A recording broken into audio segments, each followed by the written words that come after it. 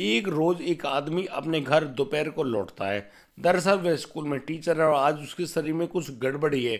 उस गड़बड़ी के कारण जैसे वह अपने घर लौटता है, वह पाता है कि उसके घर का दरवाजा खुला हुआ है। अब तो वह राजेश सीधा दंदनाता हुआ अपने घर में चला जाता है और वह जैसे ही अपने बेडरूम में जाने वाला होता है, वह वहां जाकर जैसे ही दरवाजे को खोलता है, अंदर जाकर देखता है तो वह बिल्कुल हैरान रह जाता है। दरअसल उस बेड पर उसकी पत्नी बिना किसी कपड़े के लेटी हुई है और उसके ऊपर एक शैलेंद्र नाम का व्यक्ति सवार हुआ पड़ा है और बस उनका जो वह नाजायज संबंध है वहां पर कायम हो रहा है। इस पूरी प्रक्रिया को देखकर उस राजेश के पैरों तले जमीन खिसक जाती है। वह गुस्से में आग बबूला हो जाता है और तो और वह जिस परेशानी के कारण अपने स्कूल से छुट्टी लेकर आया था, वह अब यहाँ पर अपने सारे गम को भूल जाता है और बस देखता है कि उसकी पत्नी किस प्रकार से उस शैलेंद्र के साथ मजा कर रही है। अब जैसे ही वहां पर वह राजेश गया है, पहुंचा है, वह बहुत ही जोर से भड़क पड़ता है। उसकी तेज आवाज को सुनकर वह जो शैलेंद्र है वह उठ खड़ा होता है और चुपके से उन बहुत ही जल्दी करता है अपने कपड़ों को पहनने में, लेकिन वह पत्नी वहीं पर ऐसे ही नग्न अवस्था में लेट हुई है। यानी कि अब तो वह शैलेंद्र जैसे तैसे वहां से उस कमरे से भाग खड़ा होता है और तो और राजेश उस शैलेंद्र से ज़्यादा कुछ नहीं कहता, उसको कुछ गालियां ही सुनाता है, लेकिन उसका जो गुस्सा है वह उसकी खुद की पत्नी उर्मिला पर है। अब उर्मिला के ऊपर जिस प्रकार से वह बरस पड़ा है, यानी कि अब तो बहुत ही गंदी गालियां, बहुत ही बुरी तरीके से उस राजेश का जो गुस्सा है उस की पत्नी उर्मिला पर फूट पड़ा है। अब तो वह जो राजेश है वह अपनी चमड़े की बेल्ट को निकालता है और बस उस नग्न अवस्था में मौजूद उस महिला के ऊपर बरस पड़ता है और जबरदस्त तरीके से उसको बेल्टों से पीटता है। अब तो जैसे बेल्ट उसको लग रही हैं, उर्मिला बहुत ही बुरी तरह से चिल्ला उठती है और वह अब यहाँ से अपनी जान बचाने की जुगत में इधर उधर भागने लगती है। लेकिन राजेश जो कि गुस्से में आग बबूला था, वह रुकने का नाम ही नहीं ले रहा था और लगातार अपनी पत्नी यानी कि उर्मिला को पीट रहा था। उर्मिला पिटते हुए उस घर से अपनी जान बचाते हुए बाहर निकल जाती है, लेकिन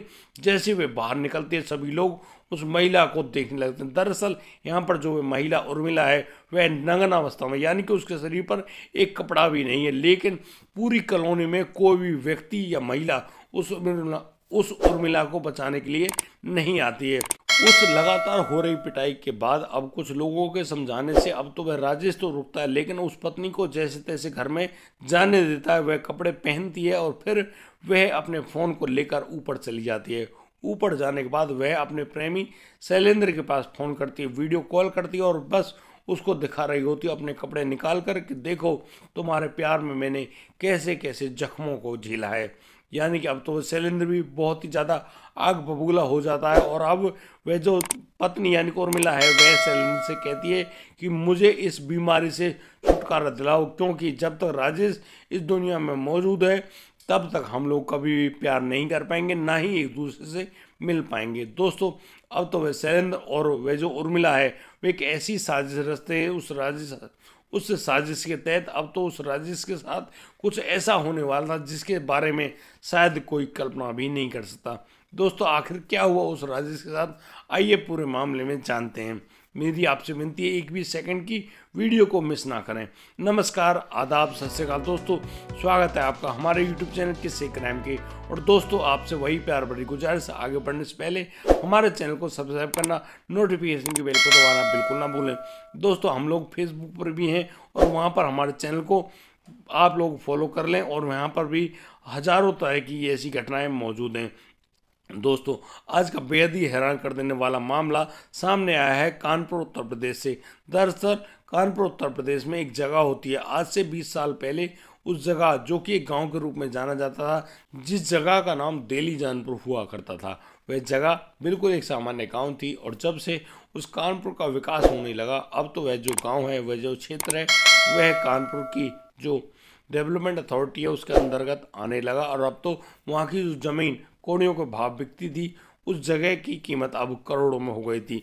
यहीं पर रहने वाला वह राजेश अपने तीनों भाई यानी कि बड़े भाई ब्रह्मदीन और खुद बीच का वह राजेश था और उससे छोटा था महेश, उन तीनों के साथ रहा करते। दरअसल इनके जो पिता राजा राम हैं, राजा राम की बहुत अच्छी प्रॉपर्टी थी और उसी प्रॉपर्टी के दौरान वो अपने जीवित होते हुए अपने बंटवारा करके गए थे, यानी कि तीनों को अलग अलग जगह देकर गए थे। यहाँ पर ब्रह्मदीन जो कि उस कानपुर डेवलपमेंट अथॉरिटी का एक अधिकारी है, वहीं उसका जो छोटा भाई राजेश है वह भी एक सरकारी अध्यापक होता है। उसका छोटा भाई भी वहाँ की म्यूनसिपल कमेटी में कार्य किया करता है। दोस्तों, एक दिन की बात, जब वह राजेश घूमने के लिए यानी कि सुबह मॉर्निंग वॉक पे जाता है, अब तो उस आदमी का एक्सीडेंट होता है, यानी कि उसको एक गाड़ी ने बहुत ही ज़बरदस्त तरीके से टक्कर मारी है।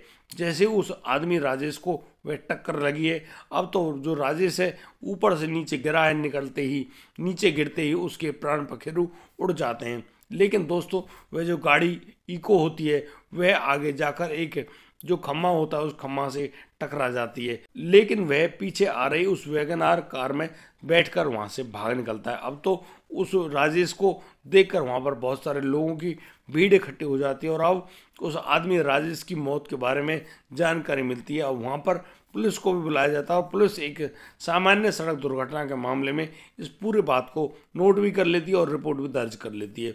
पुलिस तो अपनी कार्रवाई करके गई, लेकिन यहाँ पर ब्रह्मदीन का जो बेटा कुलदीप है, जो कि एक नेवी में ऑफिसर है, वह अपनी चाची के घर पर जाता है और वहाँ पर मौजूद होती है उस राजेश की पत्नी उर्मिला। उर्मिला से बैठकर जब वो लोग बात कर रहे होते हैं तो यहाँ पर वह कुलदीप है, वह अपनी चाची से कहता है कि चाची, कहीं ऐसा तो नहीं है कि चाचा की किसी ने जबरन हत्या कर दी हो। उसको शक है कि कोई भी व्यक्ति उस आदमी को इस प्रकार से टक्कर नहीं मार सकता। लेकिन यहाँ पर इन सब बातों को सुनकर वह उर्मिला बहुत ही ज़्यादा दुखी होती है और वह अब उन लोगों से कहती है कि तुम लोग यहाँ से चले जाओ, वह तो वैसे ही बहुत ज़्यादा दुख में है और तुम इस तरह की बातें करके उसको और भी ज़्यादा दुखी कर रहे हो। अब इन बातों को सुन तो लेते हैं वो लोग, ब्रह्मदीन है, जो महेश है, कुलदीप है, अब तो वो लोग उठ खड़े होते हैं और बस अपने अपने घर पर निकल जाते हैं। अब तो जैसे ही सुबह होती है, अब सुबह होते ही जो वह उर्मिला है वह एडीसीपी कार्यालय पहुंच जाती है। एडीसीपी कार्यालय जाकर वह एक तहरीर देती है और उन अधिकारियों को बताती है कि किस प्रकार से उसके जो पति राजेश है, राजेश के भाइयों ने उसके साथ एक प्लानिंग करी और उसके पति राजेश की जान ले ली। अब जैसे ही पुलिस के पास ये पूरा मामला पहुंचता है, पुलिस तो कार्रवाई करेगी ही। पुलिस ने जैसे ही कार्रवाई करी, उस कार्रवाई के चलते अब तो उन ब्रह्मदीन और जो कुलदीप है उनको पुलिस थाने में बुलाया जाता है। वो सब लोग अब इकट्ठे होकर जैसे ही पुलिस थाने पहुंचते हैं, यहाँ पर वो लोग बताते हैं कि उनका ऐसा कोई भी मकसद नहीं है। दरअसल वह ब्रह्मदीन खुद सरकारी एक अफसर है। वह जो कुलदीप है जिस पर आरोप लगा रहे हैं, वह कुलदीप एक भारतीय नौसेना में एक नेवी ऑफिसर है, और तो और वह जो लड़का महेश है जो कि राजेश का छोटा भाई है, वह भी एक अच्छा कर्मचारी है सरकारी। वो लोग ऐसा क्यों करेंगे? क्योंकि उनके पास तो जमीन ज़्यादा पैसा, यानी कि उनके पास सब कुछ है। लेकिन यहाँ पर जैसे वो पुलिस पूछ रही है, अब तो पुलिस के मुताबिक वह जो ब्रह्मदीन में बताता है पुलिस को कि ये जो रिपोर्ट देकर जाने वाली जो उर्मिला है, आप लोग उर्मिला से ही पूछिए, क्योंकि उर्मिला 2-3 बार ऐसा प्रयास करवा चुकी है। लेकिन राजेश दिन रोज उस अपनी पत्नी उर्मिला को मारपीट भी करता है, क्योंकि यह उर्मिला चरित्र की सही नहीं है। अब तो पुलिस के पास एक क्लू समझ जाता है और अब पुलिस छानबीन में जुट जाती है। पुलिस जाती है उस उर्मिला के पास और उर्मिला के जो फ़ोन होता है उसको जब्त करती है। उसको जब अपने कब्जे में लेती है तो यहाँ पर करीब 10 नंबर ऐसे निकल कर आते हैं जिन नंबरों पर उस उर्मिला ने सबसे ज़्यादा लंबी लंबी बातें करी हैं। अब इन नंबर्स पर जांच कर रहे होते हैं तो यहाँ पर उर्मिला के साथ जो सबसे ज़्यादा लंबी बात की गई है वह नंबर मिलता है शैलेंद्र का। शैलेंद्र कौन है? पूछताछ में पता चलता है कि शैलेंद्र उनकी जो मकान है, यानी कि जो कोयले वाली कॉलोनी है उसमें जो मकान बन रहा है उसका ठेकेदार है। अब इस बात को जानकर पुलिस तो अब हर आदमी से पूछताछ कर रही है, लेकिन यहाँ पर ना तो वह सिलेंडर मिल रहा है, ना ही उसके कोई और जान पहचान के वे आदमी मिल रहे हैं। यानी कि जिन 10 नंबरों पर फ़ोन कर रही थी पुलिस, उनमें से कोई भी व्यक्ति पुलिस के पास ना तो आता है, ना ही किसी बात की कोई भी जानकारी देता है। एक दिन पुलिस के जो शागिर्द होते हैं उनके द्वारा एक ऐसी सूचना मिलती है पुलिस को कि आप लोग यहाँ पर जल्दी आ जाइए। दरअसल उस बस स्टैंड पर वह जो उर्मिला है, उर्मिला अपने प्रेमी के साथ भाग जाने के लिए, यानी कि अपने बैग वगैरह पैक करके वहाँ पर मौजूद है। अब पुलिस बिल्कुल भी देर नहीं लगाती और सीधी उस जो बस स्टैंड है वहाँ पर पहुँच जाती है और वहाँ से 3 लोगों को गिरफ्तार करती है। दरअसल ये लोग होते हैं, एक तो होती है उर्मिला, उर्मिला का जो बॉयफ्रेंड है यानी कि वह शैलेंद्र और शैलेंद्र का दोस्त समय। अब तीनों को जैसे पुलिस गिरफ्तार करती है अपने साथ उनको पुलिस थाने लाती है। और जब यहाँ पर जब ढंग से पूछताछ की जाती है यानी कि उर्मिला और शैलेंद्र से, तो अब तो ये अपनी उस सारी सच्चाई को बयां कर देते हैं कि कैसे उन्होंने उस व्यक्ति यानी कि राजेश की जान ली है। दरअसल उर्मिला यहाँ पर बताने लगती है कि कैसे राजेश और उर्मिला की वे नाटक के ढंग से शादी हुई थी। दरअसल वह बताती कि वे रहने वाली बनारस की है, और एक दिन जब सन 2012 में वह राजेश अपने दोस्त को लेकर उसके घर गया था। दरअसल यहाँ पर राजेश का दोस्त उस लड़की यानी कि उर्मिला को देखने गया था, लेकिन उर्मिला उस लड़के के मना कर देती है क्योंकि वह सर से गंजा था। अब यहाँ पर वह जो राजेश है और उर्मिला की आंखों में एक दूसरे को पसंद करने की प्रक्रिया होती है, और अब तो ये लोग एक दूसरे से फ़ोन पर बातचीत करने लगते हैं। इनका जैसे वे प्यार फैला है, अब तो जो राजेश है वह अपने पूरे परिवार में इस बात को बताता है कि वह अपनी जो प्रेमिका उर्मिला से शादी करना चाहता है। अब जैसे ये बात उसके परिवारों को पता चली, दोनों के परिवार राजी हो जाते हैं और बस दोनों की शादी भी करा दी जाती है। अब तो इनकी जो शादी हुई है वह जून 2012 में होती है, और तब से वह उर्मिला उस राजेश के साथ रहा करती है। अब तो राजेश की एक सरकारी नौकरी भी लग जाती है, यानी कि वो टीचर बन जाते हैं, और टीचर होने के साथ साथ वो अच्छा खासा प्रॉपर्टी डीलिंग में कमाते भी हैं। अब तो उनका जो परिवार है बड़े ही अच्छे ढंग से चलने लगता है, और यहाँ पर उर्मिला 2 बच्चों की माँ भी बनती है। अब तो उर्मिला 2 बच्चों की माँ जब से बनी है तब से वह राजेश अब उर्मिला पर ज़्यादा ध्यान नहीं देता है, और वह उर्मिला जो कि लगातार शारीरिक सुख के लिए तरसती रहती है, वह अब बहुत ही ज़्यादा दुखी और परेशान। लेकिन राजेश अब तो उसको घास तक नहीं डालता है, यानी कि अब उनकी कहानी थोड़ी बिगड़ने लगी थी। उनका अब जो पारिवारिक जो संबंध है वह थोड़ा बिगड़ने लगा था, लेकिन अब यहाँ पर जो राजेश है वह तो अपने परिवार की पूर्ति के लिए बहुत ही ज़बरदस्त पैसे कमाता है, यानी कि सुबह सुबह वह ड्यूटी जाता, और वहाँ से आने के बाद उसकी प्रॉपर्टी डीलिंग में यानी कि बहुत सारी मीटिंग होती है, और वह उसी मीटिंग के चलते यानी कि उसने बहुत सारा ऐसा पैसा कमाया। अब तो उस पैसे के चलते वह उस कोयले नगर जो कॉलोनी है उसमें 6-7 फ्लैट भी खरीद लेता है। अब तो उन प्लॉटों को जैसे उसने खरीदा, अब वहाँ पर वह एक ऐसा मकान बनाना चाहता है, वह मकान जो कि सबसे ज़्यादा आलीशान हो। वह यहाँ पर उस मकान को बनाने के लिए करीब 6 करोड़ की संपत्ति को इकट्ठा करता है, यानी उन पैसों को इकट्ठा करके वह अब एक बहुत बड़े आर्किटेक्ट को चुनता है। राजेश का जो आर्किटेक्ट दोस्त होता है हेमंत, वह अपने एक मित्र शैलेंद्र के बारे में बताता है। शैलेंद्र जो कि नई उम्र का लड़का आर्किटेक्ट था, अब तो शैलेंद्र के पास ये पूरी जिम्मेदारी दे दी जाती है राजेश द्वारा, और अब उस शैलेंद्र की निगाहों में ही अब उस व्यक्ति राजेश के घर का निर्माण चल रहा होता है। लेकिन जहाँ एक और वह जो उर्मिला है वह अक्सर उस शैलेंद्र को अपने घर आता जाता देख उस पर लट्टू हो जाती है, वह दिली दिल उस शैलेंद्र को चाहने लगती है। अब तो शैलेंद्र को भी ऐसा लगता है कि यह जो महिला है उससे निगाहों में कुछ मांग रही है, लेकिन वह कुछ ऐसा नहीं कर पा रहा है। लेकिन एक दिन जब वह उसको पानी देने के लिए गिलास लेकर आती है, तो यहाँ उन दोनों के शरीर जब उन दोनों को छू जाते हैं, तो अब तो उनके शरीर में एक नई ही उत्तेजना बन जाती है, और यहाँ पर वह जो महिला यानी कि उर्मिला है उस बात को रिफ्यूज़ नहीं कर पाती, यानी कि वह भी चाहती है कि शैलेंद्र उसके साथ मोहब्बत से रहे। बस अब तो वह उर्मिला उस शैलेंद्र से मिलने के बहाने यानी कि उस नए निर्माणाधीन जो मकान है वहाँ पर पहुँच जाती है, और वहाँ पर अब तो शैलेंद्र भी उससे मिल जाता है, और उनकी जो आंतरिक जो अंतरंग जो बातें हैं वह होने लगती हैं। जिस प्रकार से शैलेंद्र और उर्मिला के बीच में वो बातें होने लगी हैं, अब तो वो लोग वहाँ अपने घर भी आकर, क्योंकि राजेश तो दिन में स्कूल में होता, लेकिन वो घर में आकर शैलेंद्र उस महिला उर्मिला के साथ संबंध बनाया करता। उर्मिला भी उस शैलेंद्र से शारीरिक सुख पाकर बहुत ही ज़्यादा खुश होती है, और वह मन ही मन सोचने लगती है कि शायद उसकी शादी शैलेंद्र के साथ होती तो क्या होता। अब तो वह शैलेंद्र से कहती है कि शैलेंद्र मुझे तुमसे शादी करनी है। अब शैलेंद्र भी अब उस प्यार को नहीं छोड़ने वाला था, वह भी कहता है कि हाँ उर्मिला वह भी तुमसे शादी कर लेगा। लेकिन उनका जिस प्रकार से यह प्यार फैल रहा है, अब यहाँ पर जो बीच की कड़ी आ गई थी वो आ गया था राजेश। अब तो वह जो उर्मिला है वह अपने पति राजेश को खाने में जहर मिलाकर दे देती है, लेकिन राजेश करीब 2 सप्ताह रहकर आता है हॉस्पिटल, लेकिन उसकी जान बच जाती है। लेकिन अब तो यहाँ पर मामला कुछ गड़बड़ होने लगा था, लेकिन राजेश के दिमाग में ऐसा नहीं आया था कि इस पूरी प्रक्रिया को करने वाली उसकी पत्नी यानी कि उर्मिला ही है। अब तो उर्मिला पर उसका कोई शक नहीं, लेकिन उर्मिला जहाँ एक और अपने पति को जान से मरवा देना चाहती है, वह अब एक ट्रक ड्राइवर से बात करती है और उसको करीब 1.5 लाख रुपए की सुपारी भी देती है। लेकिन वह जो ट्रक ड्राइवर होता है वह उस राजेश को जान से नहीं मार पाता है और अब वह उन 1.5 लाख रुपयों को लेकर वहाँ से फरार हो जाता है। अब तो वह बहुत ही ज़्यादा दुखी और परेशान है उर्मिला, क्योंकि वह अपने उन मंसूबों पर पानी फिरता हुआ देख रही थी। और अब लगातार शैलेंद्र भी बहुत ही ज़्यादा दुखी और परेशान, क्योंकि उनके बीच का जो कांटा था, यानी कि वह जो राजेश है वह अभी मौजूद है और उसकी वजह से उन दोनों का मिलना जुलना बातें करना बहुत ही मुश्किल हो रहा था। लेकिन कहीं ना कहीं ये बातें अब उस राजेश को मालूम चल जाती हैं।